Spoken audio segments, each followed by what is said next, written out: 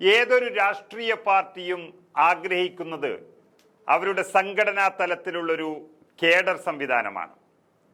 എന്നാൽ കേരളത്തിലെ CPM-നും ഒരു പരിധിവരെ BJP-ക്കും ഒക്കെ സാധിച്ചൊരു സംഭവം കൂടിയാണ് ഈ കേഡർ സിസ്റ്റം എന്ന് പറയുന്നത്. എന്നാൽ കോൺഗ്രസിനകത്ത് അങ്ങനെ ഒരു കേഡർ സിസ്റ്റം വരുമെന്ന് ഏറെ പ്രതീക്ഷിച്ച സമയമായിരുന്നു സുധാകരൻ KPCC അധ്യക്ഷനായി വരുന്നൊരു സമയത്ത്.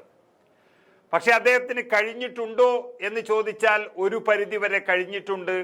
പക്ഷെ ഇടക്കാലത്ത് വലിയൊരു ചോർച്ചയും സംഭവിച്ചിട്ടുണ്ട് എന്ന് പറയാതിരിക്കാൻ കഴിയില്ല.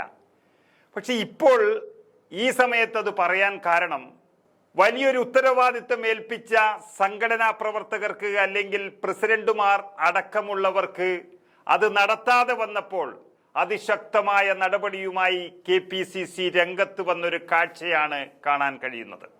അതായത് സംഘടനാ പ്രവർത്തനത്തിൽ ഗുരുതരമായ വീഴ്ച വരുത്തിയ നേതാക്കൾക്കെതിരെ KPCC ഇന്നലെ മുഖം നോക്കാതെ നടപടിയെടുത്തിരിക്കുകയാണ്.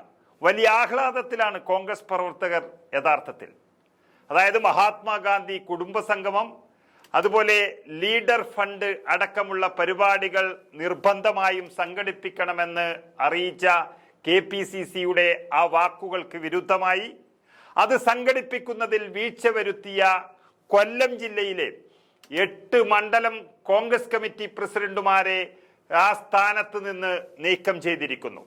ഒരു ദയയും ദാക്ഷിണ്യവുമില്ലാതെ ഒരു ചേരിപ്പോരിന്റെ ആൾക്കാരും അവിടെ അവർക്ക് പിന്തുണ അറിയിക്കാൻ എത്താത്ത രീതിയിൽ KPCC പുറത്താക്കിയിരിക്കുകയാണ്, അല്ലെങ്കിൽ ആ സ്ഥാനത്ത് നിന്ന് മാറ്റിയിരിക്കുകയാണ്. ആ പഞ്ചായത്തുകളുടെ ചുമതല ഉണ്ടായിരുന്ന DCC ഭാരവാഹികൾക്ക് കൂടി കാരണം കാണിക്കൽ നോട്ടീസും നൽകിയതോടെ KPCCയുടെ വടി വലിയ രീതിയിൽ തന്നെ തലയ്ക്ക് മുകളിലുണ്ട് എന്നുള്ളതിൻ്റെ ഒരു സൂചന ലഭിച്ചിരിക്കുകയാണ്.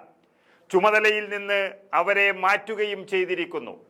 DCC ഭാരവാഹികൾ വെറും പേരിനും അല്ലെങ്കിൽ DCC അധ്യക്ഷന്മാരെ മാത്രം ചുമതലകൾ ഏൽപ്പിച്ചുകൊണ്ട് ഒരലങ്കാരമായി DCC ജനറൽ സെക്രട്ടറി സ്ഥാനം കൊണ്ട് നടക്കുന്നവർ ഇനി അതത് പഞ്ചായത്തിൽ അല്ലെങ്കിൽ കോൺഗ്രസിന്റെ ഭാഷയിൽ പറഞ്ഞാൽ മണ്ഡലം കമ്മിറ്റിയുടെ ചുമതല ഏറ്റെടുത്ത് വെറുതെ നടന്നാൽ ഇനിയും അടിവാങ്ങും എന്നുള്ളതിന്റെ സൂചനയാണ് KPCC നൽകിയിരിക്കുന്നത്.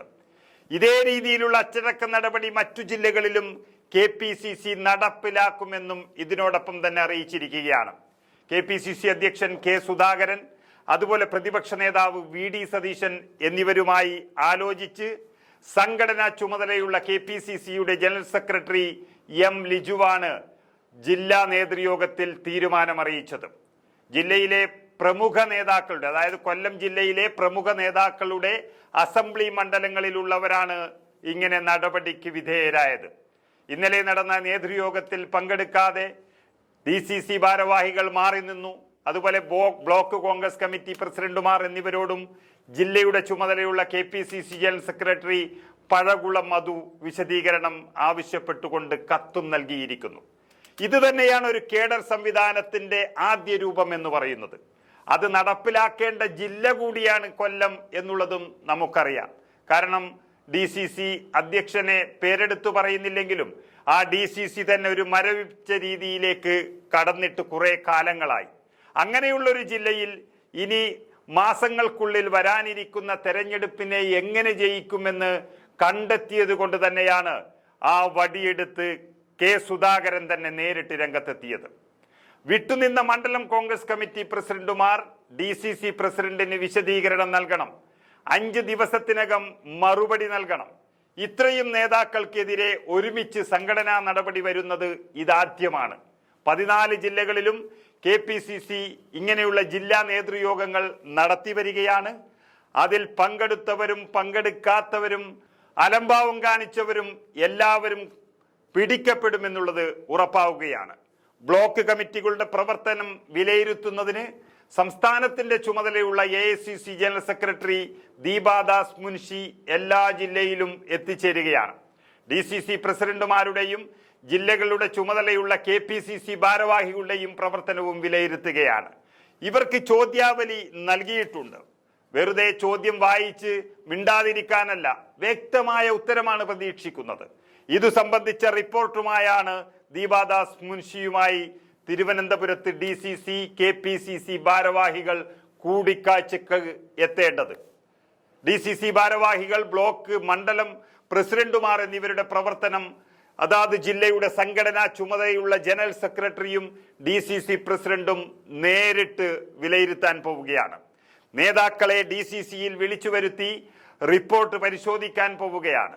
കൂടാതെ നിയോജക മണ്ഡലം കോർ കമ്മിറ്റിയും നേതൃയോഗവും 11 അസംബ്ലി മണ്ഡലങ്ങളിലും വിളിച്ചുകൂട്ടി തെരഞ്ഞെടുപ്പിന് മുന്നൊരുക്കങ്ങൾ നടത്തും. ഇതാണ് കൊല്ലം ജില്ലയുടെ പദ്ധതി എന്ന് പറയുന്നത്. ജില്ലാ നേതൃയോഗം ഉദ്ഘാടനം ചെയ്തത് സംഘടനാ ജനറൽ സെക്രട്ടറി ലിജുവും ജില്ലയുടെ ചുമതലയുള്ള ജനറൽ സെക്രട്ടറിയുമാണ്.